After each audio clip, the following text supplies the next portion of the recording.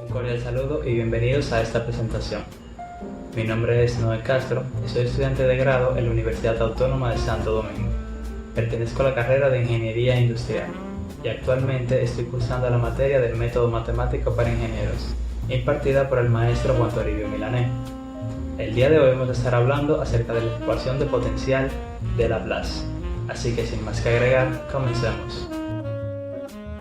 Como objetivo general, nos hemos propuesto determinar una ecuación que nos permita calcular la temperatura de estado estable U de XY para una placa. Como objetivos específicos, tendremos los siguientes: deducir la ecuación de potencial de Laplace, mostrar la utilidad de esta ecuación, aprender cómo podemos aplicar esta ecuación. A lo largo de esta presentación, esperamos responder las siguientes preguntas. ¿Qué es la ecuación de Laplace? ¿Cómo podemos deducirla? ¿En qué área podemos aplicarla? ¿Cómo la podemos aplicar? Para el desarrollo de este tema, sería de gran ayuda tener claro los siguientes conceptos. Operador Nabla es un operador diferencial vectorial. En coordenadas rectangulares lo podemos representar de la siguiente forma, donde podemos ver la derivada parcial con respecto de x más la parcial con respecto de y más la parcial con respecto de z, y cada uno de estos términos multiplicado por su respectivo vector unitario. La ley de Gauss, que establece que el flujo eléctrico total a través de cualquier superficie es igual a la carga encerrada en esta superficie. Esto podemos expresarlo como la divergencia de la densidad de flujo igual a la densidad de carga. Tras ver estos conceptos, entonces podemos hablar sobre qué es la ecuación de Laplace. La ecuación de Laplace es una ecuación en derivadas parciales de segundo orden de tipo elíptico, la cual recibe su nombre en honor al físico y matemático Pierre Simon Laplace. La solución de la ecuación de Laplace se denomina función armónica. Una ecuación elíptica en derivadas parciales es una ecuación diferencial parcial tal que los coeficientes de las derivadas de grado máximo son positivos. Como podemos apreciar en esta ecuación, donde a, b, c, d, e y f son coeficientes. Si nos fijamos en los coeficientes que acompañan a las derivadas de mayor grado, podemos ver que todos son positivos. Una función armónica, una función real de n variables, se llama armónica en D si sobre D tiene derivadas parciales continuas de primer y segundo orden y satisface la ecuación de Laplace. Para poder interpretar esto tomaremos la siguiente función. Al derivarla parcialmente con respecto de x, obtendremos la primera derivada de u con respecto de x. Será igual a 2 menos 2y. Esto debido a que y se tomará como una constante debido a la derivada parcial. Haciendo la segunda derivada parcial respecto de x, obtendremos 0. Posteriormente, y de manera simultánea, obtendremos a u doblemente derivada, pero esta vez con respecto de y, donde x se tomará como una constante, por lo que al obtener la primera derivada de u con respecto de y, obtendremos 0 menos 2x, y para su segunda derivada obtendremos 0, por lo que al sumar los dos términos tendremos 0 más 0 igual a 0, entonces cumple con la ecuación de Laplace.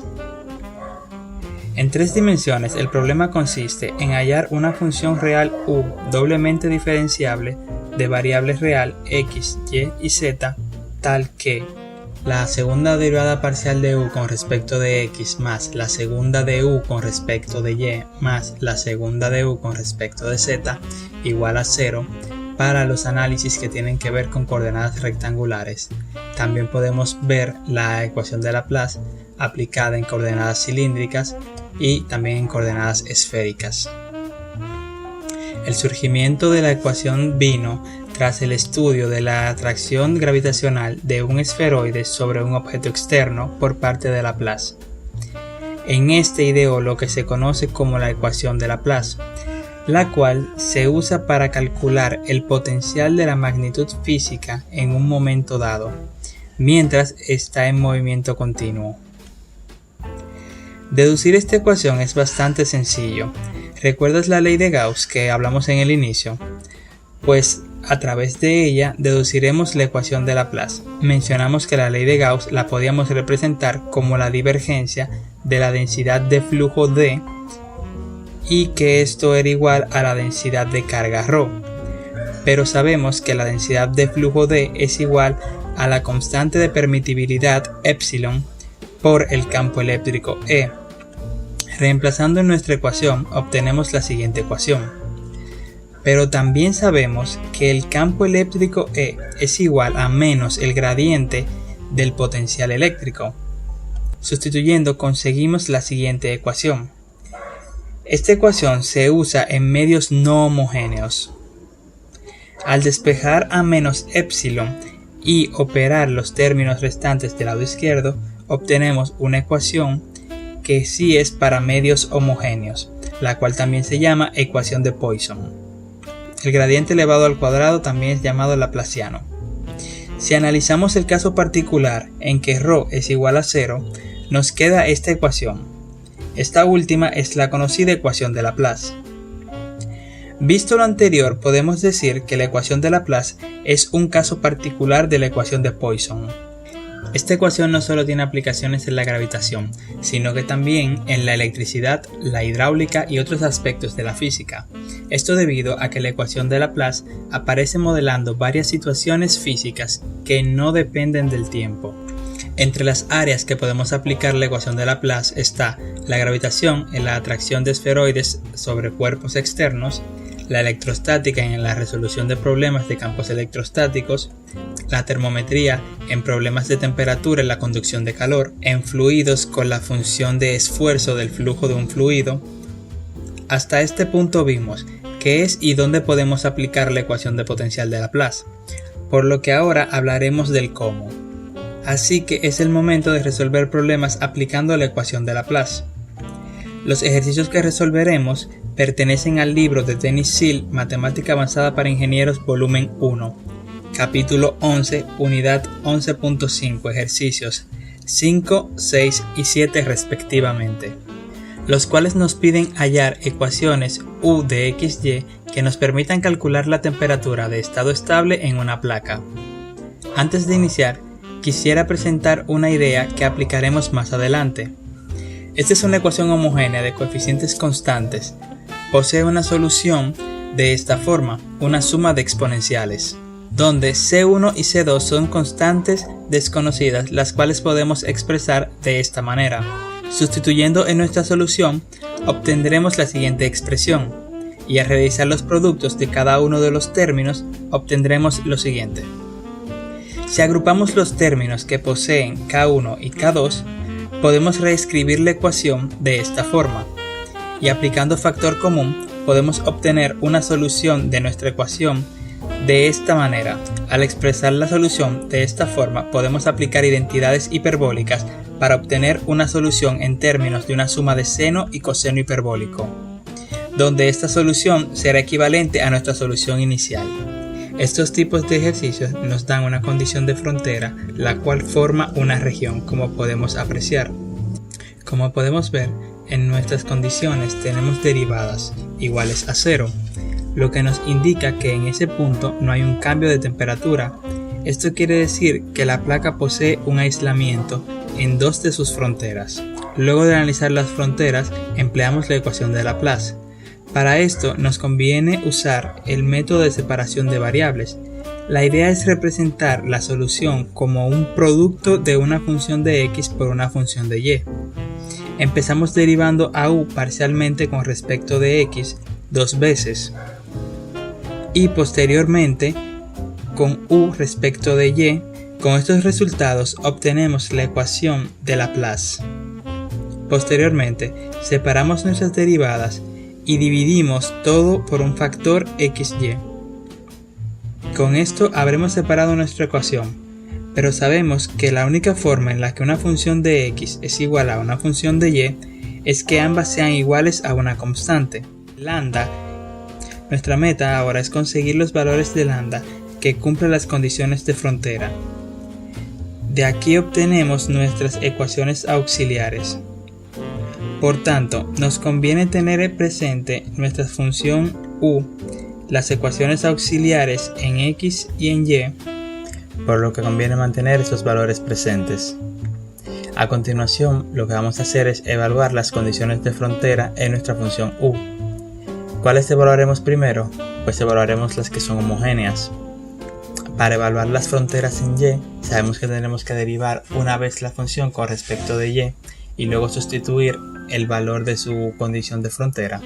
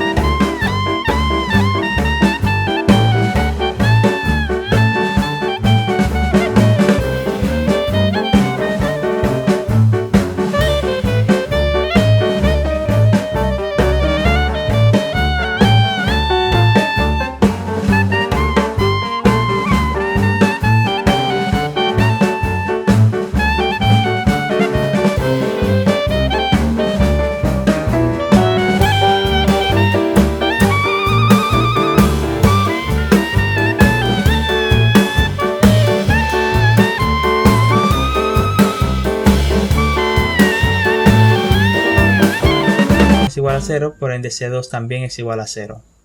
Así que pasaremos a evaluar nuestra próxima condición de lambda. Para un lambda menor que 0, utilizaremos a lambda igual a menos w cuadrado, donde no importa el número entero que se le ponga a w, será positivo, pero el menos hará que sea negativo. Evaluamos esta condición en nuestra ecuación auxiliar. Veremos que la ecuación característica es r cuadrado más w cuadrado igual 0, donde por las naturalezas de esas raíces son complejas, así que las sustituiremos como una suma de seno y coseno. Pero esta es la solución, nosotros necesitamos la primera derivada de esa solución. Procedemos a derivar y obtenemos este término, y al sustituir en 0 podemos eliminar el wc1 seno de 0 y nos quedaremos con wc2 coseno de 0. sabemos que coseno de 0 es 1, por ende C2 debe ser igual a 0. Así que ahora evaluaremos la condición de y'1. Sabemos que nos queda menos WC1 seno de W igual 0. Por lo que la única forma de que el seno de W sea igual a 0, debido a que no nos conviene que C1 sea 0 porque obtendríamos la solución homogénea, es si W es igual a nπ, para un n igual a 1, 2, 3, etc. Por ende, nuestros valores propios serían y igual a C1 para n igual 0 y y sub n, porque tendremos n términos, será igual a C1 coseno de nπy, con un n igual a 1, 2, 3, etc. Ahora pasaremos a evaluar los parámetros de lambda en x. Para un lambda igual 0, sustituiremos en nuestra ecuación auxiliar de x y obtendremos la segunda derivada de x igual a 0. Al integrar dos veces obtendremos que c3 más c4 por x es igual a 0. Sustituyendo x en 0, obtenemos que c3 es igual a 0. Entonces, la solución que nos queda es c4 por x. Ahora evaluaremos la condición en la que lambda es menor que 0, donde tenemos un lambda igual a menos w cuadrado. Sustituimos a lambda en nuestra ecuación auxiliar y, si recuerda la nota que habíamos comentado sobre que podemos representar una ecuación que fuera una suma de exponenciales como una suma de seno y coseno hiperbólico, podemos aplicarla aquí en este caso. Y esto lo hacemos debido a que la función coseno hiperbólico y seno hiperbólico en 0 tienen el mismo comportamiento que una función seno y coseno normal. Por ende, evaluamos la condición de frontera de x en 0 y así podemos eliminar el término c4 seno hiperbólico de 0, donde denotamos que c3 es igual a 0. Por ende, nuestra otra ecuación es c4 seno hiperbólico de wx. Y estos serían nuestros valores propios. Sabemos que al principio planteamos nuestra solución como el producto de dos funciones, una de x y una de y, así que vamos a representar esos productos de la siguiente manera. Debido a que nuestros valores propios poseen enésimos términos, lo conveniente es representarlo como una sumatoria, donde tendríamos los valores propios para n igual 0 más la sumatoria para los n términos del producto de las funciones de x por las funciones de y. Si arreglamos esto un poco, podremos ver que obtendríamos esto, una constante a su 0 por x más la sumatoria desde n igual a 1 hasta el infinito de a sub n, que sería la multiplicación de las constantes de seno hiperbólico y coseno, y esto sería seno hiperbólico por coseno. Ahora bien, si nosotros evaluamos la condición de frontera restante, donde x es igual a 1, obtendremos a su 0 más la sumatoria desde a n seno hiperbólico de nπ y eso multiplicado por el coseno de nπy. Pero si nos fijamos, a sub n seno hiperbólico de nπ es igual a una constante debido a que no tenemos ningún tipo de variable. Por ende podríamos representarlo de la siguiente manera: Cn es igual a sub n seno hiperbólico de nπ. ¿Qué conseguimos con esto? Poder representar esta función como una serie de Fourier en cosenos, por lo que sabemos que al evaluar la función 1 menos y obtendremos que Cn es igual a 2 sobre 1, que es el límite de integración superior del integral de 1 menos y coseno de nπ y por dy, y esto a su vez es igual a n seno hiperbólico de nπ, por lo que si sustituimos esta igualdad obtendríamos la siguiente relación. Podemos aplicar el método tabular para resolver la integral por partes, donde deberíamos elegir a menos y como u y a de y como coseno de nπy, por lo que integrando y derivando obtendríamos las siguientes relaciones. Entonces procederíamos a sustituir los valores que nos arrojó esta integral, evaluados de 0 hasta 1. Haciendo esto obtendríamos que a sub n es igual a esta relación. Sabemos que el coseno de nπ es igual a menos 1 a la n, debido a que cuando el coseno tenga un n par será positivo y cuando tenga un n impar será negativo. Entonces al final la expresión que nos da el coeficiente a sub n será esta.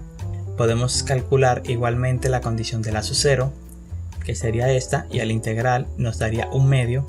Entonces, sustituyendo los valores de a sub n y a sub 0 en nuestra ecuación inicial, obtendríamos esta solución, que es lo que queríamos demostrar. Empezamos a ver la temática de este tipo de ejercicios. Por ejemplo, solo con ver las fronteras podemos deducir que esta región tiene 3 lados que están aislados, como lo muestra en la figura. Ya analizamos las fronteras, por ende procederemos con nuestro segundo paso, que es expresar una función u de xy, que será el producto de una función de x por una función de y. Procedemos entonces a expresar nuestras ecuaciones auxiliares, tanto de x como de y, y las respectivas evaluaciones en cada una de las fronteras. En este caso, solo evaluaremos las fronteras de y. Luego pasaremos a evaluar los valores propios que nos arrojará la constante lambda. Si evaluamos la constante lambda igual 0 para la ecuación auxiliar de y, obtendremos lo siguiente: la segunda derivada de y será igual a 0. Pero nosotros tenemos que evaluar la condición en la primera derivada. Por ende, al hacer una integral, tendremos que la primera derivada de y es igual a una constante c. Este sería nuestro primer valor propio. Luego entonces tenemos que evaluar la condición en la que lambda sea mayor que 0, para un lambda igual a w cuadrado. Procedemos a sustituir lambda en nuestra ecuación auxiliar, y esta ecuación, por ecuaciones diferenciales, sabemos que es una ecuación que da raíces complejas, por ende tendrá una solución en senos y cosenos. Haremos la primera derivada para esta función. Al sustituir las condiciones de frontera de y para y en 0, obtendremos que el seno de 0 es 0, por ende c2 por coseno de 0, que sería 1, es igual a 0. Sustituimos la condición de frontera de y' en pi, sustituiríamos entonces nuestra siguiente condición de frontera en la ecuación que nos quedó y tendríamos esta ecuación. Por ende, para que el seno de wpi sea igual a 0, w debe ser igual a n, para un n igual a 1, 2, 3, etc. Por ende, nuestros valores propios quedan determinados de la siguiente forma. Es momento para buscar los valores propios de lambda respecto de x. Para evaluar el parámetro lambda en x, tomaremos primero lambda igual 0, lo sustituiremos en la ecuación auxiliar, donde la segunda derivada de x será igual a 0. Nuestra condición nos dice que la frontera de x se está evaluando en su primera derivada, por ende vamos a integrar una vez y obtendremos c3. c3 sería nuestro valor propio para lambda igual 0. Ahora procederemos a evaluar otra condición de lambda, siendo lambda mayor que 0, donde lambda es igual a n cuadrado. Este valor de lambda lo obtuvimos al despejar los valores propios de y. Sustituimos y podemos notar que esta ecuación homogénea de coeficientes constantes nos dará una solución de una suma de exponenciales, la cual dijimos que podíamos expresar también como una suma de coseno y seno hiperbólico. Entonces, como habíamos planteado que tendríamos una solución u de xy, que sería una función de x por una de y, vamos a sustituir los valores propios encontrados en nuestro análisis para la constante lambda. Hacemos el producto de las soluciones que obtuvimos y los representamos como una sumatoria. Al multiplicar los coeficientes que acompañan al coseno por los que acompañan a las funciones hiperbólicas, obtendríamos la siguiente ecuación. Entonces, evaluando las condiciones restantes de frontera, tendríamos lo siguiente. Al evaluar la condición de x en 1 igual a 0, nuestra ecuación se volvería una ecuación homogénea. Por tanto, tenemos dos opciones: o la suma de los hiperbólicos es igual a 0, o el coseno de ny es igual a 0. Si el coseno de ny se hace igual a 0, no nos serviría de mucho, debido a que nos daría una solución homogénea, que aunque satisface la ecuación de Laplace, no satisface todas las fronteras. Así que debemos asumir que la suma de los hiperbólicos entonces es igual a 0. Por ende, despejamos con el fin de obtener uno de los coeficientes de esta ecuación. Luego, entonces procederemos con sustituir cuando x valga 0. Nos quedaría esta función, que sería igual a la función g de x. Procedemos a encontrar el valor de a sub n aplicando la integral del método de Fourier, y sabemos que la constante b sub n es igual a menos a sub n por la tangente de n, donde también sabemos que a sub 0 será igual a 2pi por la integral de la función gy de y. Por tanto, tendríamos una función de la siguiente forma, donde entonces tendríamos para calcular los coeficientes. Y esto era lo que queríamos demostrar. Ahora pasaremos al tercer y último ejercicio. Entonces, para nuestro ejercicio 3 vamos a tener estas condiciones de frontera que se aplican para esta región. Como siempre, vamos a buscar nuestra solución, nuestras ecuaciones auxiliares, evaluaremos nuestras fronteras y buscaremos un valor para lambda. Evaluaremos a lambda igual 0 y al hacer esto obtendremos que la segunda derivada de y será igual a 0, por lo que tendremos que integrar dos veces para poder obtener la función y así poder evaluar nuestra frontera. Al evaluar en 0 vamos a obtener y es igual a c1, debido a que c2 se multiplica por 0. Evaluando a y en pi obtendremos de la función que nos quedó que y es igual a c2pi, donde c2 va a ser igual a 0.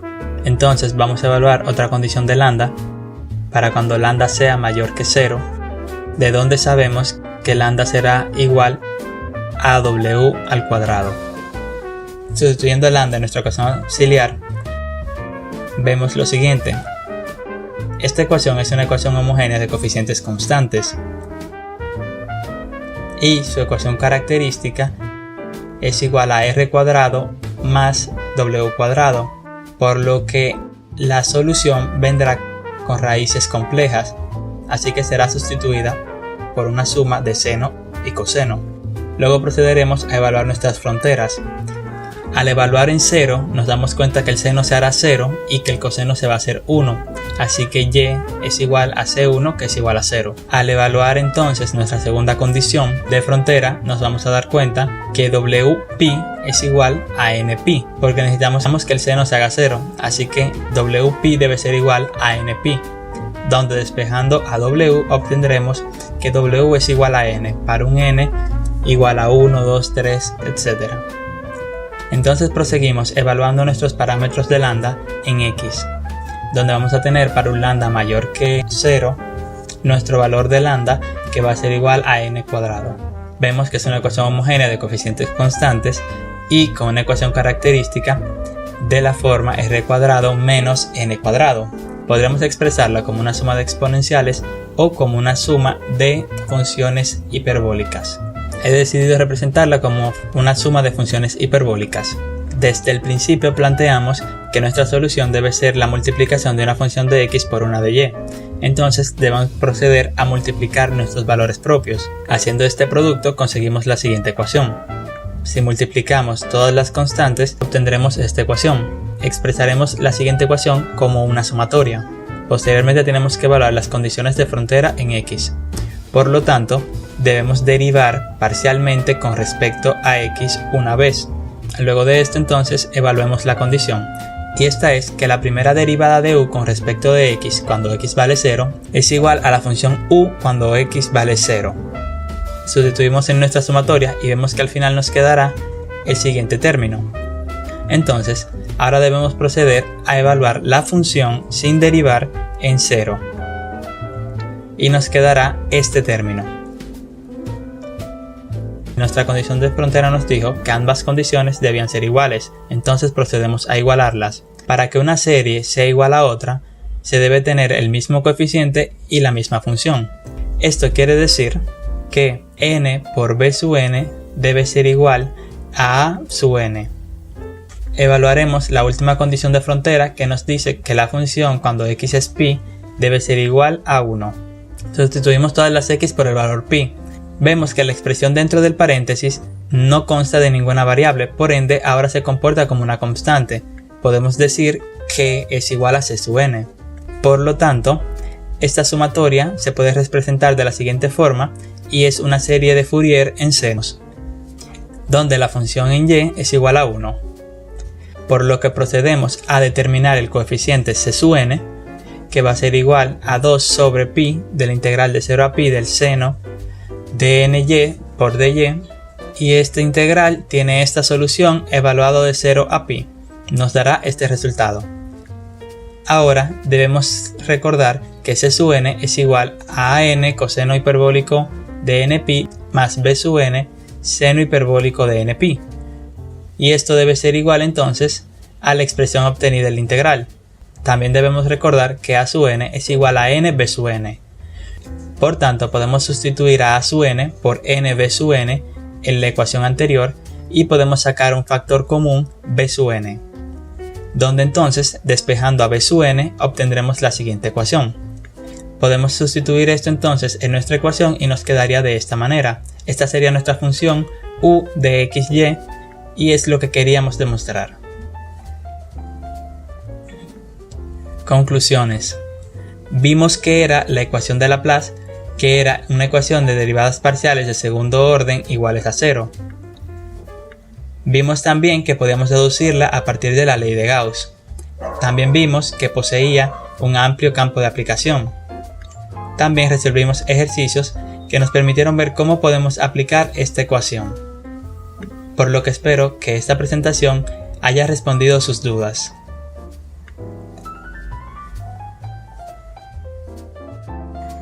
Me gustaría compartir la siguiente frase con ustedes y es: cualquiera que deje de aprender se volverá viejo, no importa si tiene 20 u 80 años. Cualquiera que continúe aprendiendo se mantendrá joven. Lo mejor de la vida es mantener la mente joven. Una frase dicha por Henry Ford, la cual nos incita a seguir estudiando y superarnos cada vez para seguir manteniéndonos jóvenes. Entre las fuentes utilizadas para esta presentación está el libro de elementos del electromagnetismo de Sadiku, Wikipedia y el libro de matemáticas avanzadas para ingenieros volumen 1 de Denis Seal. Muchas gracias por ver esta presentación, espero que le haya sido de provecho y que puedan seguir avanzando en sus carreras.